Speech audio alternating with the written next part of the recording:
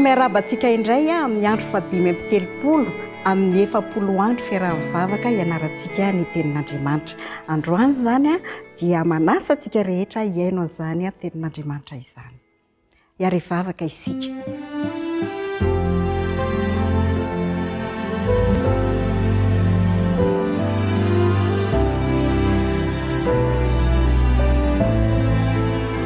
Tomponay tsara indrindra ny an-danitro, rainay be fitiavana ianao. Misaotranao lehibe izay no ny fitahiana safononoka izay ataonao amin'ny fiainanay tsirairay avy.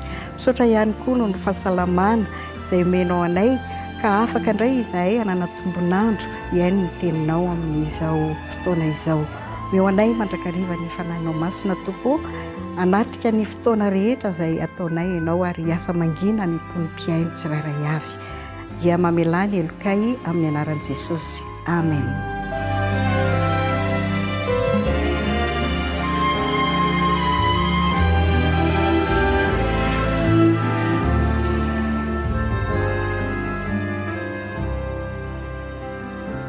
Fandrika izay indray ny lohahevitra izay hodiniantsika izao, fandrika.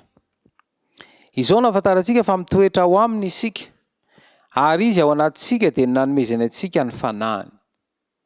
Izao no ahafantarantsika fa mitoetra ao aminy isika, ary izy ato amintsika dia nanomezana antsika ny fanahiny. Jaona voalohany toko fahaenina andiny fahatelo ambin'ny folo. Misy fombafomba betsaka loatra ao anatin'ireo fotoam-pivavahantsika. Irian'Andriamanitra ny ampatanjaka ireo mpitandrina izay mitorony teniny amin'ny alalan'ny fanahy masina. Ny olona izay miaino kosa dia tsy tokony hipetraka ao anatin'ny faharendremana, feno tsy firahina na koa hijery mandrakariva kanefa ny sainy miriorio, ka tsy miraika amin'izay tenenina. Tsy mahasoa ny fivavahan'i Kristy mihitsy ny sary voampita amin'ny tsipiny tahaka izany. Ireo mpitony tena ho kristianina votsy sy mpanao tsirambina ireo dia feno firehetam-po sy zontom-po rehefa misahana ny raharahany izao tontolo izao. Kanefa ny zavatra manana lanja maharitra mandrakizay dia tsy mampihetsika lalina ny fony. Mety ho tahaka ny hira mahafinaritra ny feon'ny tompo izay ampitaina amin'ny alalan'ireo hirany, saingy ireo fampitandremana masina sy ireo fananarany ary ireo fankaherezana dia tsy mba nohenony. Tontony ny fanahin'izao tontolo izao izy ireo, toroiny amin'ny sofina lalidalovana sy amin'ny fo vato sy tsy rototra ny fahamarinan'ny tompo. Tokony hisy fiangonana amin'ny fo tanteraka sy miasa mba ankahery sy hanohina ireo mpitandriny Kristy sy hanampy azy ireo eo amin'ny asa famonjem-panahy. Raha mandeha amin'ny mazava ny fiangonana dia hisy valiteny mafana sy ravoravo sy fideranam-pifaliana mandrakariva. I Denis Smith dia manambara, tsy havita ny asan'Andriamanitra ny drafitra, programa ary fomba fiasa. Tsy hamita ny asan'Andriamanitra ireo mpandahateny malaza, ireo antsakira kristianina mampitolagaga, na ireo fandaharana mandeha amin'ny zana-bolana.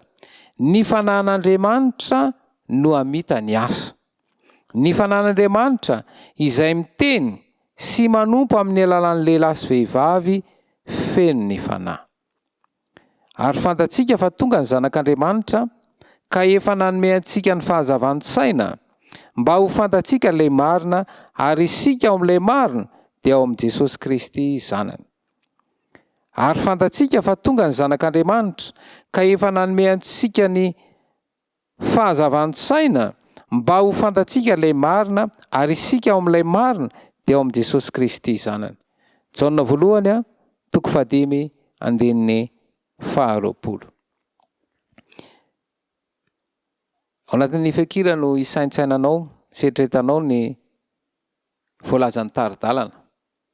Ary aorianan'izay dia iroso amin'ny famalinao ny fanontaniana izay mampisaintsainanao hitarika anao amin'ny fandraisana fanapahan-kevitra.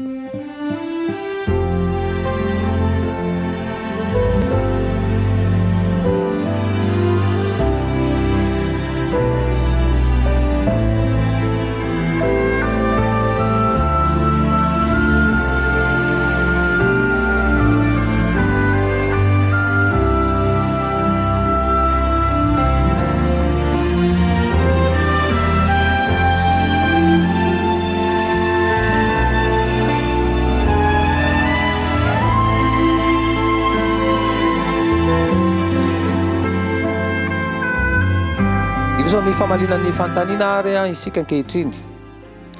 Inona ny mahatonga ny tsy firahina eo anivon'ny fiangonana?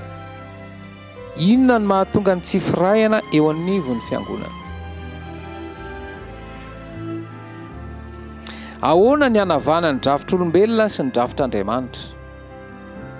Ahoana no hanavana ny drafitr'olombelona sy ny drafitr'Andriamanitra? Rehefa saintsainao lalina izany, rehefa mandinika ny tenanao ianao, miainga avy amin'ny taridalana izay nomena, dia hanazava amin'ny fisainanao ny fanamasina, ary hitarika anao ho amin'ny fanapahan-kevitra, ary ahafahanao mamaly ny fanontania inona ny tokony atao.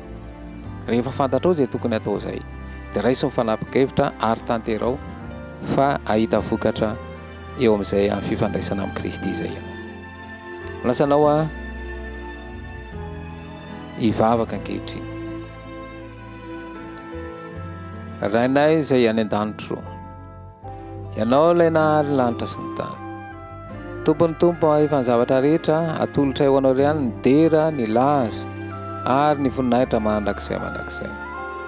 Ilay mpanjaka an'izao famezinana izao dia mbola miezaka amin'ny feno fisainanay ary mampiditra anay ao anatina velam-pandrika izay hamandrika anay ka tonga anay tsy hahafantatra ny tena sitraponao. Ko ankehitriny dia mitalao aminao Jesosy ilay herin'ny fanenao masina no hanazava amin'ny fisainanay afany amin'ny fatrany sitraponao raha-painakeo anay izany ka hitona fanavaozana amin'ny fiainanay tononona.